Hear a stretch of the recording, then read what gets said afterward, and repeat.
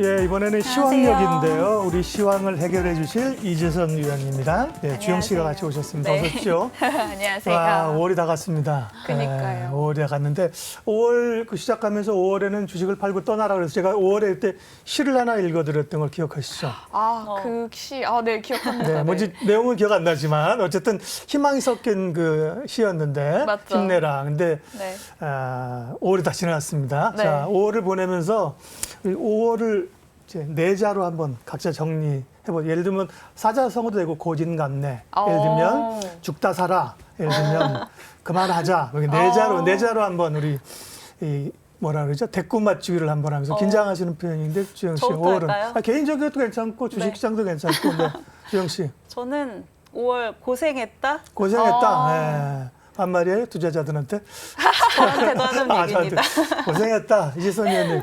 저는 엔비디아로 하겠습니다. 오, 와. 한마디로 딱 그죠? 역시 우리 주식 전문가가 아닌 사람이랑 차별화돼서 그렇죠. 그러니까요. 정리를 딱 해주셨네요. 와, 좋습니다. 제가 너무 작아지네요, 갑자기. 한 번 더. 이따 끝날 때 한번 해보겠습니다. 좋아요. 끝날 때 클로징할 때 한 번 더 하세요.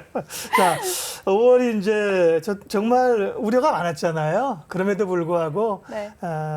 선방하면서 제가 이제 오늘 종가는 계산 못했는데 어제 종가로 보니까 코스피가 3.3%. 기술주가 강했잖아요. 나스닥은 6.3%가 올랐어요. 5월 시장의 어떤 특징적인 모습이랄까 주요 이슈랄까 이런 거를 이재선 의원님께서 좀 정리해 주세요. 네, 일단 글로벌리에서 먼저 조금 정리를 드리자면은 생각 외로 1분기 실적 시즌이 이제 시장이 예상했던 것 대비 많지 조금 잘 나왔다. 그러니까 예상했던 것보다 더 잘 나왔다라고 조금 해석을 할 수가 있을 것 같아요. 저희가 보통 이제 그 S&P 500 기준으로 보면은 컨센서스를 대부분 조금 상회를 하거든요, 역사적으로도. 근데 그 역사적 평균치 대비해서도 컨센서스가 상회를 하는 기업들의 비율이 이번 분기에 굉장히 높았습니다. 거의 한 80%에 육박을 했다라고 보시면 될 것 같은데요.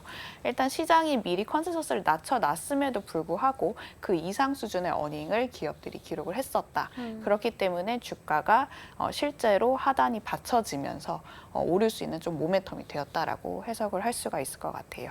그리고 특징적인 것 중에 하나를 보자면은 빅테크 기업들이 선전을 했고 그 중에서도 일부 주도주, 특히 아까 제가 말씀드린 네, 엔비디아라든지 이제 실적이라든지 이제 컨코를 통해서 향후 전망치를 이제 굉장히 이제 긍정적으로 발표한 기업들이 주가 상승률이 굉장히 큰 폭으로 많이 올랐다라고 정리를 할 수가 있을 것 같습니다. 엔비디아 같은 경우를 보자면 연초 이후에 거의 한 110%가량 증가를 했긴 하더라고요. 굉장히 이제 주도주로서의 어떤 약간 모습을 좀 보여주는 흐름을 좀 가져갔었고요. 우리나라 같은 경우를 보자면은 이 위험자산 가격이 어느 정도 좋아지다 보니까 사실 우리나라도 일부 좀 많이 수혜를 받았던 것 같고요. 또 눈에 띄는 점은 이제 그 증시의 색깔이 조금 점차 바뀌고 있다는 점입니다. 그러니까 수급이 외국인이 들어와도 사실 저희가 반도체에 대한 그 수급 비중이 그렇게까지는 크지만은 않았거든요. 약간 분산화되면서 업종별로 이제 수급이 다 들어가는 양상을 보였었는데 5월 한 달간만 놓고 보자면은 외국인의 수급 비중 중에 한 80%가 반도체라든지 IT 하드웨어라든지 IT 가전, 그러니까 전부 IT 업종에 쏠렸습니다. 이게 코스피 누적 순매수 규모보다도 IT 업종에 외국인들이 많이 관심을 가지게 되면서 사실 증시 상단이 어느 정도 이제 올라갔다라고 또 해석을 할 수가 있을 것 같고요. 뭐 이게 사실 그냥 올라가는 거냐라고 봤을 때 저는 그건 아니라고 생각이 드는 게 저희가 이익 추정치를 보면요. 반도체는 이제 떨어지기보다는 오히려 바닥을 다지고 조금씩 올라가고 있는 흐름을 보여주기 때문에 외국인이 이러한 관점에서 사실 조금 긍정적으로 보면서 사실 IT 업종에 대해서 매수 기조를 계속해서 강화를 하고 있고 또 오늘 같은 경우도 보자면요. 증시가 조금 조정을 받았음에도 불구하고 상위 시총 종목 중에서요. 삼성전자나 SK하이닉스가 이제 외국인 순매수 상위 업종 중에 이제 대표 업종으로 꼽혔습니다. 네. 증권사 애널리스트 분들이 다 공부 잘하시는 분들이 여기 와 있지만 이재선 의원님은 학점이 좋을 것 같아. 정리가 딱 그죠? 석석석 되잖아요. 맞아요. 학점은 방송 중에 제가 또 사고 치면 안 되니까 안 여쭤볼 거고요. 그 보면 말씀하신 것처럼 그 몇 가지 그 특징들 실적이 괜찮았다 생각보다 외국인 반도체 또 부채 한도 협상이라는 게 5월 내내 시장을 좀 그쵸. 네. 괴롭힌 그런 네. 애잖아요. 맞죠. 이제 이제 놔줘도 되나요, 얘는? 저는 사실 부채 한도 이슈는 그렇게 장기화될 리스크는 아니라고 생각이 들어요. 예. 저희가 이제 표결을 마지막으로 이제 최종적으로 그 단계에 다다라서 시장이 거의 지금 안도를 하는 분위기인 것 같고요. 예. 사실 이게 조금 불발이 되더라도 제 생각에는 다시 표결을 붙이고 부채 그 상향 조정을 할 시점이 사실 저희가 그 자금이 고갈될 시점보다 먼저 예. 이제 타결이 될 것 같아서 시장이 반영하는 리스크는 이미 5월달 중반 상을 넘어서면서 이미 대부분 반영을 했다라고 생각이 들고 있고요.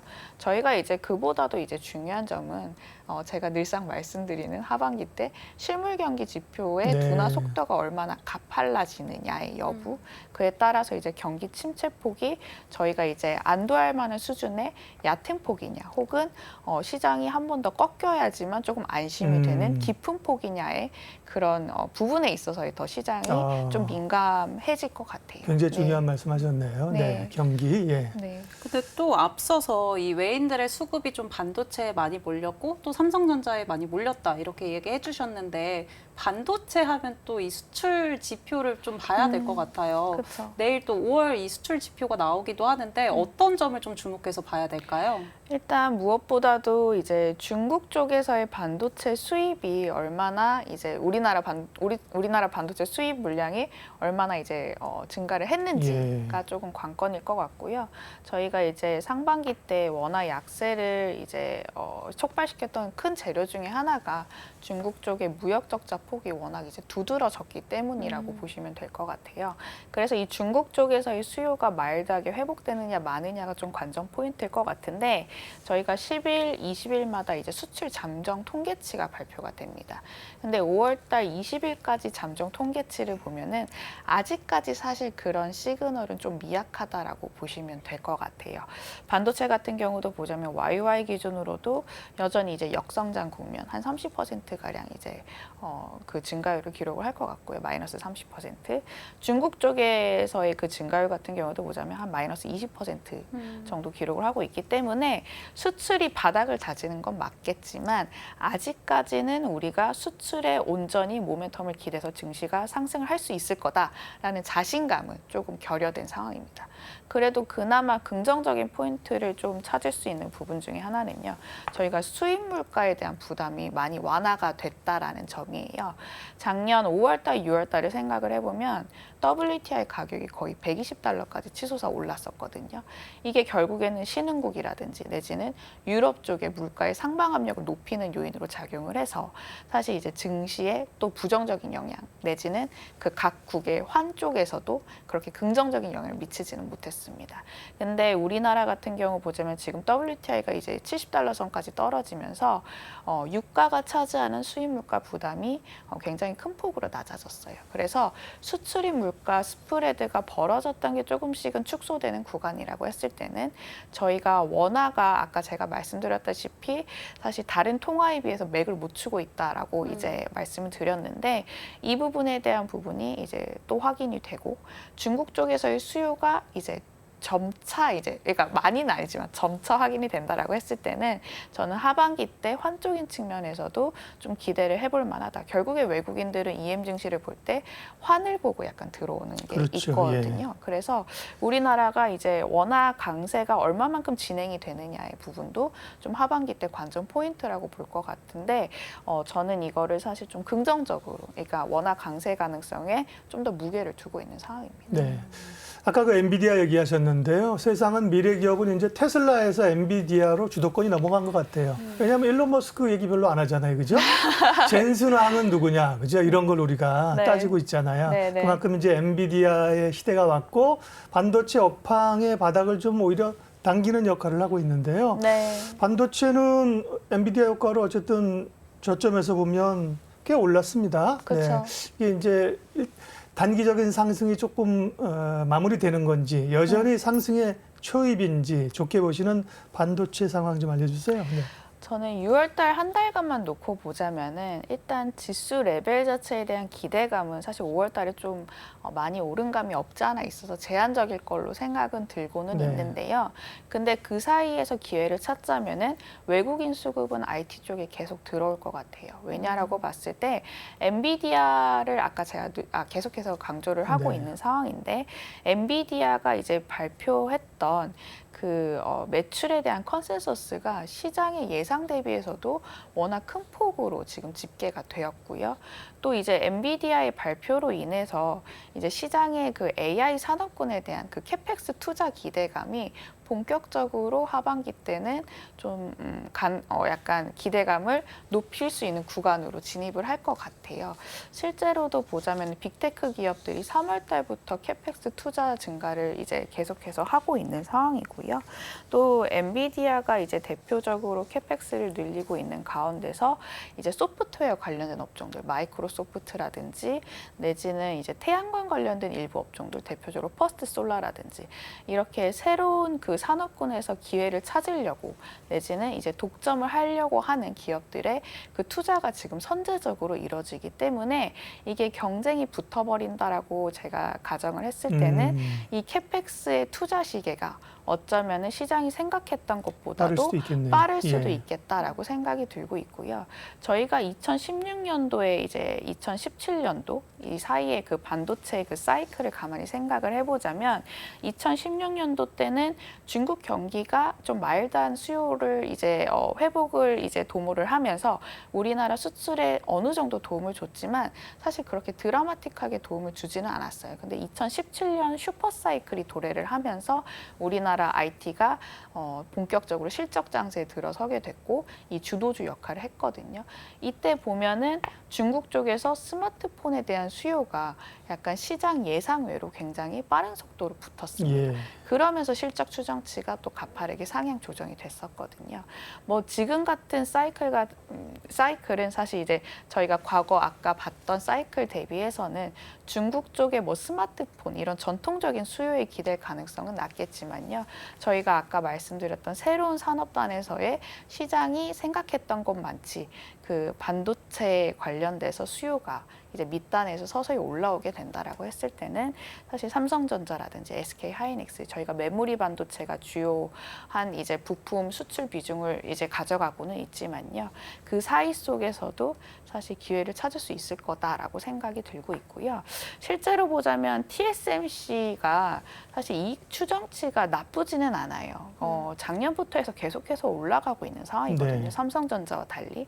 뭐 아무래도 사실 파운드리 쪽에서 이제 유일무이하게 사실 조금 비중을 크게 차지하는 기업이다 보니까 저는 그렇게 해석을 했고요. 그럼에도 불구하고 TSMC 주가 연초 이후의 수익률을 보면은 삼성전자나 SK 하이닉스 또 최근에 일본의 반도체 기업들 주가 좋거든요. 그 기업들보다 주가가 상대적으로 가지는 않고 있습니다. 이게 왜냐라고 저는 약간 조금 고민을 해볼 시점이라고 생각이 들어요.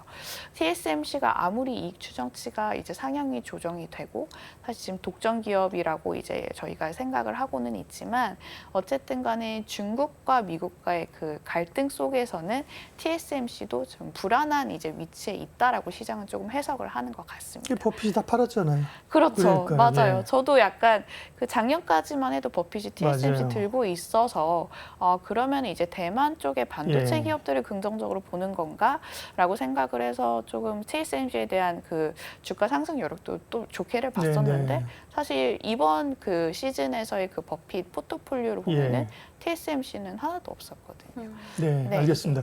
우리 이제 할 얘기가 좀 많아가지고요. 네네네. 뒤에 이제 내리기 전에 이제 6월 상황을 봐야 되니까 네. 얘기들 이제 쭉 많이 해주셔서 그 6월에 봐야 될 지표 가운데 우리가 이제 6월에도 또 지난번에도 이제 4월에 PC 나오면서 금리 인상 우려가 좀 높아지고 그랬잖아요. 6월에 고용이나 물가나 또 좀 FOMC나 챙겨봐야 될 핵심적인 내용 좀 얘기해 주세요. 이제는 인플레이션이 급격하게 떨어질 가능성을 보는 사람들은 거의 없는 것 같아요. 네. 실제로 저희가 6월 달에 발표될 5월 뭐 임금 상승률이라든지 내지는 CPI 데이터도 지금 시장 예상치는 좀 완만하게 하락이 될 거라고 예상을 하고 있기 때문에 이 완만한 하락 속도가 이제 시장 예상치 어느 정도 컨센서스에 부합을 하게 된다면 6월 FMC 회의에서는 사실 저는 금리 인상보다는 오히려 동결 가능성이 예. 높다라고 생각을 하고 있습니다. 네. 그렇다고 이제 생각이 든다라고 했을 때는 이제는 사실 이제 저희가 그간 눈여겨봤던 관련 이벤트라든지 지표보다는 오히려 최근에 지금 부각이 되고 있는 그 AI 관련된 산업의 성장 속도 여부 내지는 반도체의 업황의 개선 여부, 그러니까 펀디멘탈에 보다 초점을 맞출 거기 때문에 네. 저희는 이익 추정치 상향 조정 폭이라든지 내지는 중국 경기 지표를 오히려 좀 더 보자라고 말씀을 드리고 예. 있습니다. 근데 이 금리 이야기를 하면서 또 하반기 소비가 좀 둔화가 되면은 이 미국의 경기 침체가 올 수 있다, 뭐 이런 이야기도 있더라고요. 네. 그럼 하반기 미국의 경기 전망은 좀 어떻게 될까요? 아무래도 사실 경기가 좋아지기보다는 조금 둔화되는 거는 맞겠죠. 근데 이제는 속도 싸움인 것 같아요. 더디게 떨어지느냐, 가파르게 떨어지느냐. 이게 사실 경기 경착륙과 연착륙을 가르는 이제 중요한 포인트라고 볼 수가 있는데, 그래서 지금 시장이 반길 수 있는 재료는요. 임금 상승률이 물가 상승률 대비해서 더디게 떨어지면서 사실 소비 여력, 특히 저희가 약간 말하는 실질 소비가 어느 정도 좀 개선이 되어야지만 소비의 연착륙이 가능할 것 같고요. 또 고용 지표도 보자면요. 사실 이제 고용자 수도 원래는 너무 많이 나와서 우려를 많이 했었는데 이제는 많이 나와야지만 사실 안도를 할 수 있는 이제 구간이 될 가능성이 높다라고 생각을 하고 있습니다. 네.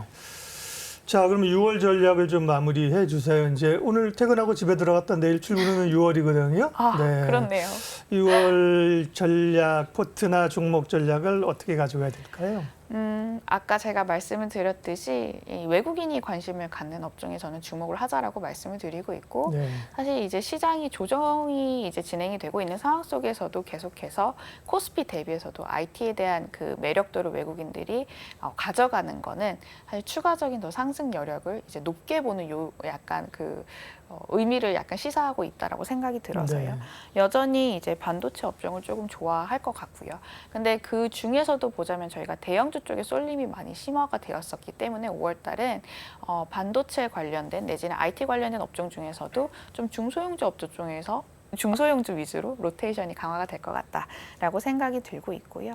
또 이제 마진율이 바닥에서 올라올 수 있는 업종이 반도체 말고도 저희가 역사적으로 보자면은 이제 소프트웨어 업종이 반도체와 마찬가지로 바닥에서 올라오면서 코스피 대비해서 마진율이 상대적으로 좋을 가능성이 역사적으로 있었습니다. 그렇기 때문에 소프트웨어 업종이라고 하는 건 주로 이제 어떤 것들이에요? 뭐 네이버나 카카오 그러니까 우리 네카오 주주들이 혹시 네이버 카카오야 이렇게 생각하실까 봐 들어있나 싶었어요. 네, 맞습니다. 네. 네, 그런 업종들도 아직까지는 이익 상향 조정이 뚜렷하게 진행이 되고 있지는 않지만요. 일단 이 이익 추정치가 저점을 확인을 했거든요. 소프트웨어 업종도. 그리고 또 이제 금리에 대한 부담이 많이 완화가 됐기 그렇죠. 때문에 이 로테이션이 이제 강화가 되는 구간 내에서는 소프트웨어 업종도 사실 눈여겨볼 수 있을 만한 종목이다. 저희가 이게 최근에 IT라든지 클라우드 AI 이런 데이터 관련된 이제 종목들이 상대적으로 지금 두드러지는 구간이다 보니까요. 경기에 이제 민감한 업종보다는 조금 경기에 덜 민감한 소위 말하는 약간 가벼운 업종 쪽에 수급이 쏠릴 가능성이 있다라고 생각을 하고 있습니다. 반도체는 워낙 이제 좋게 보셨었고요. 실제로 이제 수익을 좀 내고 있고요. 반도체 플러스 소프트웨어 업종까지 주목을 하자고 말씀하셔서 퇴근하기 전에 이제 6월에 대한 궁금증이 다 해결이 된 것 같습니다. 퇴근할래요. 의원님 저희는 가도 되죠? 그러네요. 6월에 뵙겠네요. 네, 정리 잘 해주세요. 네. 조심히 들어가세요. 네. 안녕하세요. 이로운 경제 채널 EBC